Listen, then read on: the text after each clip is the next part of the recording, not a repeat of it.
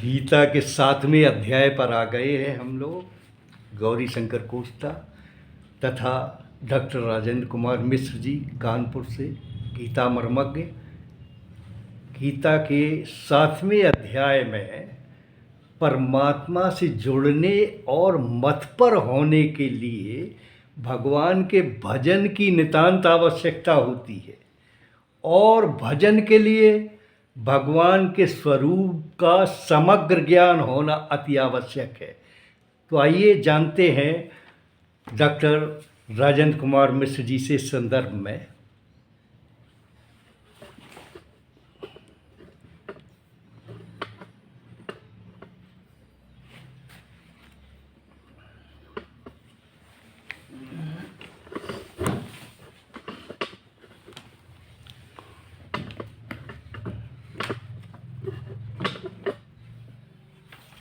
जी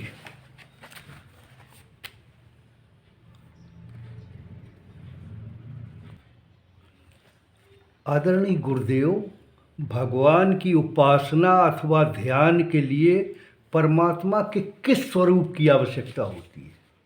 परमात्मा के समग्र स्वरूप की आवश्यकता होती है। तो इस समग्र स्वरूप का क्या अर्थ है? समग्र स्वरूप को कई तरह से परिभाषित किया जा सकता है। निराकार साकार रूप, ज्ञान विज्ञान युक्त रूप, ज्ञान विज्ञान के अर्थ होते हैं कि तात्विक ज्ञान, ज्ञान के मतलब तात्विक ज्ञान, और विज्ञान के अर्थ अनुभूत ज्ञान। जी। निराकार साकार स्वरूप की आवश्यकता होती है और विश्वातीत विश्वमय। तो समग्र रूप स्वरूप को भगवान के कई तरह से कहा जा सकता है। जी, तो भगवान के समग्र रूप का ज्ञान कैसे होता है? भगवान के समग्र रूप का ज्ञान ज्ञान दृष्टि के जागृत होने से होता है।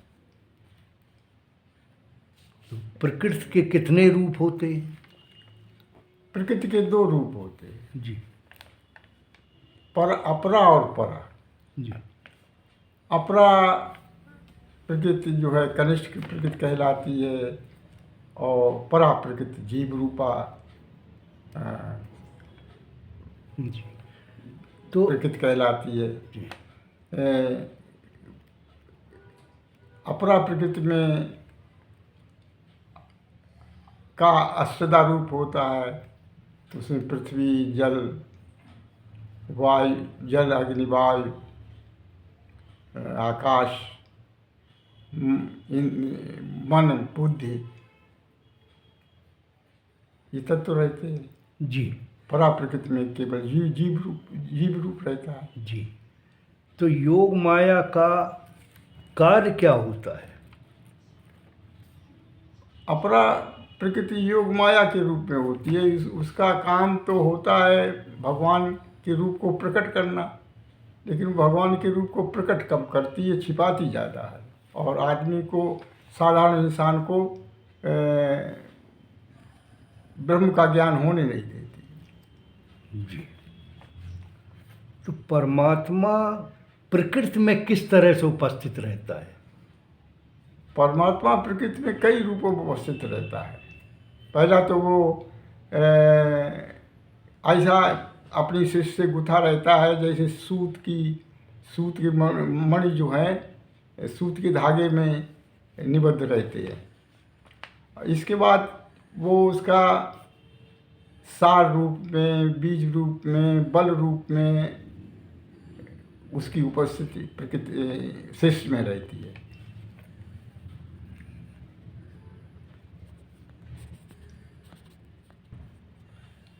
गुरुदेव, योग में चक्रों का वर्णन किया गया है, तो परमात्मा की उपस्थित शरीर में स्थित चक्रों में किस प्रकार की होती है?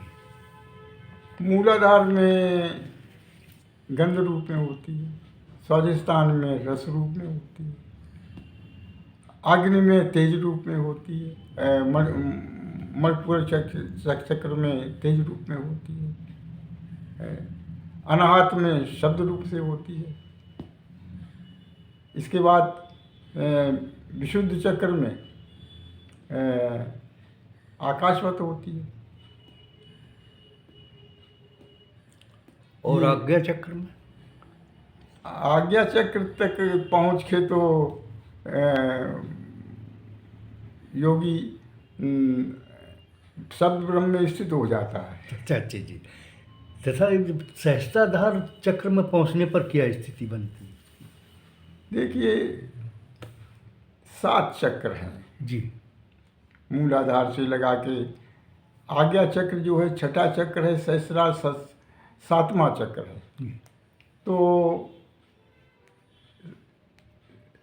इन चक्रों के भेदने के बाद ही इंसान जो है वो ब्रह्मलोक की ओर अग्रसर होता है।